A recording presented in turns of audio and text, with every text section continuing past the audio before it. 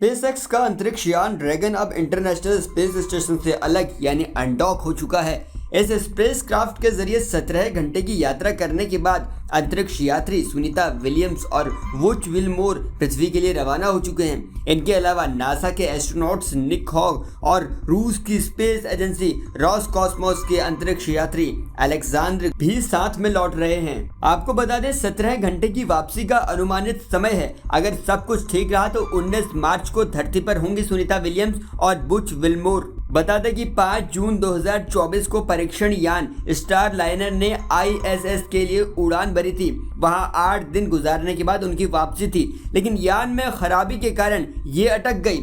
फिलहाल अमेरिकी space agency NASA ने बताया है कि मौसम की स्थिति को देखते हुए स्प्लैश डाउन की जगह का निर्धारण किया जाएगा। सुनीता विलियम्स करीब 286 दिन अंतरिक्ष में बिताने के बाद वापसी कर रही हैं। इसके साथ ही वो एक यात्रा में तीसरी सबसे ज्यादा दिन तक इंटरनेशनल स्पेस स्टेशन पर बिताने वाली महिला वैज्ञानिक भी बन जाएंगी। इस मामले में सबसे पहले पायदान पर 328 दिनों के साथ क्रिस्टीना कोच हैं। वहीं पिग्गी विस्टन 289 दिन के साथ दूसरे पायदान पर है। ISS में एक बार में सबसे ज्यादा 371 दिन अंतरिक्ष यात्री फ्रैंक रूबियो ने बिताए हैं। कुल मिलाकर सबसे ज्यादा दिन बिताने का रिकॉर्ड 675 दिन के साथ पिग्गी विस्टन के पास है। अंतरिक्ष में स्पेस वॉक का रिकॉर्ड सुशान हेल्म्स और जेम्स वॉस के पास है। इन दोनों ने एक बार 8 घंटे 56 मिनट तक स्पेस वॉक किया था। सुनीता विलियम्स ने अब तक 9 बार स्पेस वॉक किया है। इस दौरान उन्होंने 62 घंटे 6 मिनट स्पेस वॉक में बिताए हैं। इस मामले में वो पहले स्थान पर हैं। सुनीता सिर्फ 9 दिन के मिशन पर गई थी, लेकिन तकनीकी खामियों की वजह से उनको 9 महीने रुकना पड़ गया। वजह थी कि स्टारलाइनर मिशन के दौरान 28 रिएक्शन कंट्रोल थ्रस्टरों में से 5 फेल हो गए थे। 25 दिनों में 5 हीलियम लीक भी हुए थे। हीलियम प्रोपेलेंट को थ्रस्टरों तक पहुंचाने के लिए बहुत अहम है। ऐसे में स्पेसक्राफ्ट के सुरक्षित रूप से लौटने पर चिंताएं थी। डेटा के बाद पता चलता है कि नासा ने फैसला लिया है कि स्टारलाइनर स्पेसक्राफ्ट सुनीता और वुच विलमोर को वापस लाने के लिए सुरक्षित नहीं है। इसलिए वो अंतरिक्ष यात्रियों के बिना ही स्टारलाइनर स्पेसक्राफ्ट को 6 सितंबर को पृथ्वी पर वापस ले आया। स्पेसएक्स का ड्रैगन स्पेसक्राफ्ट हर कुछ महीनों में 4 एस्ट्रोनॉट को स्पेस स्टेशन लेकर जाता है और वहां मौजूद पिछले क्रू को वापस पृथ्वी पर लेकर आता है। स्पेसएक्स ने जब 28 सितंबर 2024 को क्रू 9 मिशन लॉन्च किया तो इसमें भी 4 एस्ट्रोनॉट जाने वाले थे, लेकिन सुनीता और बुच के कारण 2 सीट खाली रखी गई। इसके बाद पिछले क्रू 8 मिशन के लिए 4 एस्ट्रोनॉट 25 अक्टूबर को इस स्पेसक्राफ्ट से पृथ्वी पर वापस लौट आए हैं। 15 मार्च को स्पेस एक्स ने 4 एस्ट्रोनॉट्स के साथ क्रू 10 मिशन लॉन्च किया। 16 मार्च को ये एस्ट्रोनॉट स्पेस स्टेशन पहुंच गए।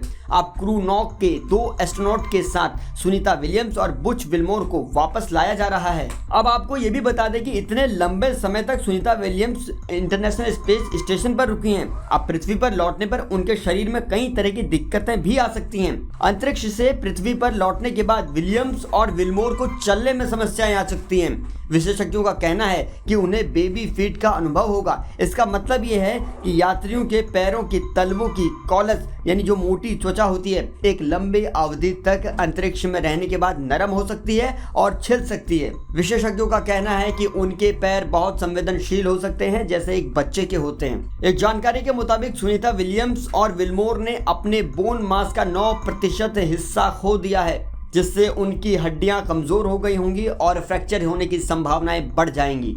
मसल एट्रोफी के अलावा विलियम्स और विलमोर को अपनी दृष्टि से जुड़ी समस्याओं के विकसित होने का खतरा है। कुछ अंतरिक्ष विशेषज्ञों ने कहा है कि दोनों space flight associated neuro ocular syndrome नामक विकार से पीड़ित हो सकते हैं। इसमें मस्तिष्क में तरल पदार्थ की मात्रा बढ़ जाती है जो विजन लॉस और सेरेब्रल एडिमा का कारण बन सकती है, यानी मस्तिष्क में सूजन का कारण भी बन सकती है।